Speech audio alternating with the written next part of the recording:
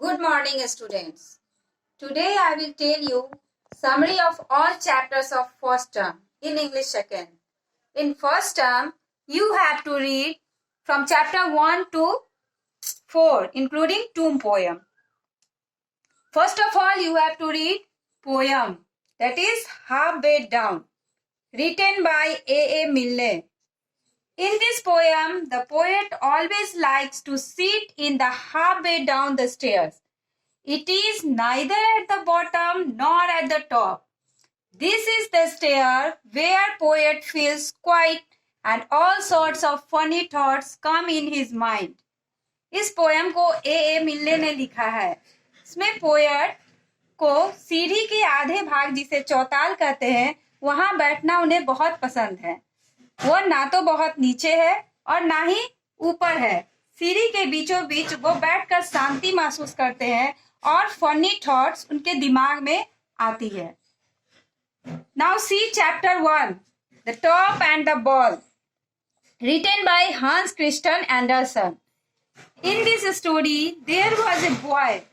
He has many toys in his toy box. Among other toys, there was a handsome spinning top and a pretty little ball lay in a box. The top wanted to marry with ball, but the ball was very proudy because she was made of special cord. She was not agree to marry with the top. एक लड़का है जिसके toy box में बहुत सारे खिलौने थे. उन खिलौनों में एक हैंडसम स्पिनिंग टॉप और एक सुंदर बॉल थी. टॉप बॉल से शादी करना चाहता था, लेकिन बॉल इस बात के लिए तैयार नहीं थी क्योंकि उसे अपने आप पे बहुत गर्व था, क्योंकि वो स्पेशल कॉर्ड से बनी थी. One day when the boy threw the ball high into the air, she did not come down. The ball had disappeared. एक दिन लड़के ने उस बॉल को ऊपर की ओर उछाला. वो बॉल वापस नहीं आई, वो कहीं गायब हो गई. After several years, the top and the ball met near garbage bin. They recognized each other. Now the ball became dirty and the top was looking magnificent. But the top loved her too much, yet he was ready to marry with ball. Now the ball was also ready to marry with top. कुछ दिनों बाद top भी उस लड़के से गायब हो गया. कई वर्षों बाद टॉप और बॉल एक गार्बेज बिन के पास मिले. वे लोग एक दूसरे को पहचान गए. गार्बेज के पास पड़ा बॉल बहुत गंदी हो गई थी. अब वो पहले जैसी सुंदर नहीं थी, लेकिन टॉप अभी भी काफी खूबसूरत दिख रहा था. चूंकि टॉप बॉल से बहुत प्यार करता था, इसलिए अभी भी वो बॉल के साथ शादी करने के लिए तैयार था. इस बार बॉल भी टॉप के साथ शादी करने के लिए तैयार हो गई. This story tells that real love never ends. यह कहानी से हम यह समझते हैं कि सच्चा प्यार कभी खत्म नहीं होता. Now see chapter 2, the river bank, written by Kent Graham. In this story, there was a mole. One day when he had smelled the arrival of spring, he scrambled up the tunnel at full speed. He was very happy with the arrival of spring. Everything seemed so happy. As the mole wandered aimlessly, he reached the river bed. There he saw a water rat. इस कहानी में एक मोल जिसे spring season के आने का एहसास हो गया था, इस बात से वो बहुत खुश था. सभी चीज बहुत खुश दिख रहे थे. स्प्रिंग के आगमन की खुशी में वो तेजी से बिना किसी लक्ष्य के बढ़े जा रहा था और वो एक नदी के किनारे पहुंचा, जहां वह एक वाटर रैट से मिला. Both became friends. Both of them decided to row down the river and spend the day on it. As they sailed down the stream, They reached a meal house. There they met Otter. They all enjoyed their picnic basket. They were happy to make a new friend. Happily, they returned home with beautiful memories. अब जब मोल और water rat दोनों friend बन गए थे तो दोनों ने डिसाइड किया कि सारा दिन उस बोट पर ही बिताया जाए. दोनों ने बोट पर घूमने का विचार किया और वे लोग बोट पर एक पिकनिक बास्केट लेकर घूमने चले गए. चलते चलते वे लोग एक मील हाउस के पास पहुंचे. मील हाउस पहुंचे, वहां वे ऑटर से मिले जो उनका फ्रेंड बन गया.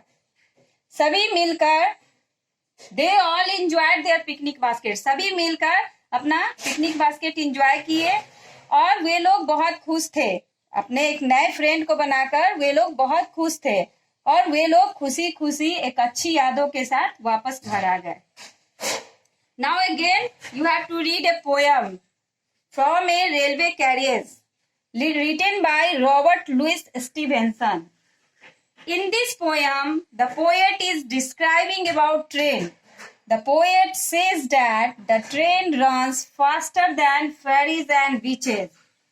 इस पोयम में कवि ट्रेन का वर्णन करते हैं.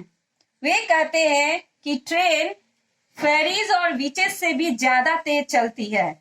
It passes across hedges, houses, bridges and beaches. From the train window, bridges, houses, meadows, cattle, horse, plains, hills, cart, a child, a tramp mills, rivers, and painted station can be seen. The poet says that we can see a sight from the train window just for a second. Poet कहते हैं कि train कई घरों, पुलों और गड्ढों के पास से गुजरती है और ट्रेन के विंडो से हम कई घरों, हरे भरे मैदानों, मवेशियों, घोड़ों, पहाड़ियों, बच्चों और नदियों और कई सुंदर स्टेशन को भी देख सकते हैं. पोएट कहते हैं कि किसी भी चीज को हम ट्रेन विंडो से बस सेकेंड भर के लिए ही देख पाते हैं. It's okay. Now see chapter 3. Just one question. In this story the narrator said that Akbar was a great king. He had an advisor whose name was Birbal. Birbal was famous for his smart thinking and clever answers. Emperor Akbar would often call on Birbal whenever he had a problem that he could not solve. इस कहानी में अकबर एक महान राजा थे. उनके बारे में बताया गया है कि अकबर एक महान राजा थे. उनके दरबार में एक सलाहकार थे जिनका नाम बीरबल था. बीरबल अपनी अच्छी सोच और चतुराई के कारण प्रसिद्ध थे. जब कभी भी बादशाह अकबर को कोई कठिन परेशानी आती तो वो बीरबल को इस कठिनाई का समाधान ढूंढने के लिए बुलाते थे. One day, a learned scholar named Meghraj came to Akbar's court to ask questions to Birbal and judge his cleverness because he could not believe that anyone was so clever that he could answer to all questions. एक दिन एक बहुत बड़ा विद्वान जिसका नाम मेघराज था, वे अकबर के दरबार में आए.